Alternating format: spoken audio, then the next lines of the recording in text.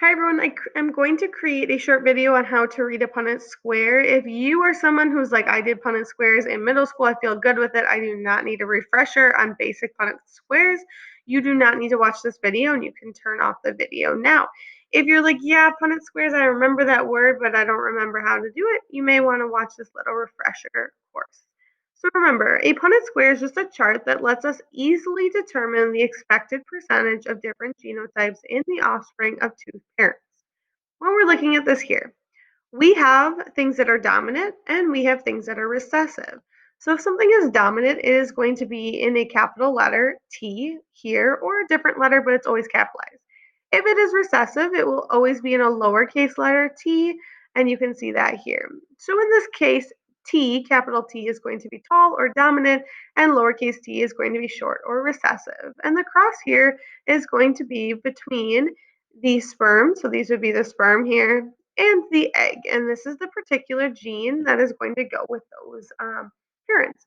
So if we have here that we have an individual that is heterozygous. So remember, heterozygous means it has one dominant allele and one recessive allele with another heterozygous individual, and hetero means different. So we see a capital T and a lowercase t. If these two parents were to mate with one another and their offspring were going to be fertilized between the sperm and the egg, we would have a possibility of what their zygote is going to be. Their possibilities are that they could be big T, big T. And so if it is big T, we know that the dominant allele is going to mask the recessive allele. But in this case, we have two dominant alleles, or big T, so this individual would be tall if that was going to be this sperm and this egg were to combine. But if this sperm and this egg were going to combine, we're going to see that there's a big T and a little t. And so this dominant allele is going to mask the recessive allele, and this individual would also be tall. Same thing here, this individual would be tall. And then this individual, if this sperm and this egg were to come together, we would see is a little t, and so it's going to be recessive in nature. So when we're talking about our genotypic ratio, we're talking about the genes. And so we're looking at these letters here. We have only one individual that's big T, big T. We have two individuals that are big T, little t, big T, little t. And we have one individual that's going to be little t, little t. So there is going to be a 25% chance that the child is big T, 50% chance that they're big T, little t, and there's a 25% chance they're little t, little t.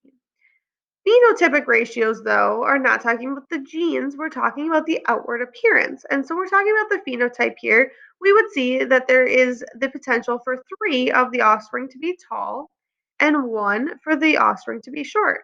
So we say that there's a 75% chance that they're going to be tall and a 25% chance that they're going to be short. Just a quick refresher on a few words to make sure that you've got these down. The first one's genotype. Remember, genotype is the term for the genes that an organism has. So heterozygous means different, so that you're going to have one dominant and one recessive allele, like big B, little b. Homozygous is when both of your genes are the same, little b, or big B, big B. And you notice here that these gene letters have changed, but it's still the same concept. Remember, dominant means that it's going to phenotypically be expressed over the other alleles. So if it's big T, like we saw before, we know that it's going to show the dominant appearance. Recessive is only going to be present when there's no dominant allele present. And so that's like the little t. We saw that it was short because there was no dominant allele that was present any longer. The phenotypes are going to be the physical characteristics that are going to be created by the combination of genes that that organism has. So we saw that there was tall, big T, or big T, little t. Those are the phenotype. It's going to be tall. And then short is the other phenotype, little t. So phenotype is the physical characteristic, what we actually see. I can't look at your genes and know your genes, but I can walk up to you and see if you have blue eyes or brown eyes. And we're going to stop there with those words on understanding understanding Punnett squares. We'll get to pedigrees later. And making sure that you have the basic Punnett square down, because we're going to get into some more complex ones. So you can figure out blood type, you can figure out mating of different animals, and so we'll get way more in depth soon.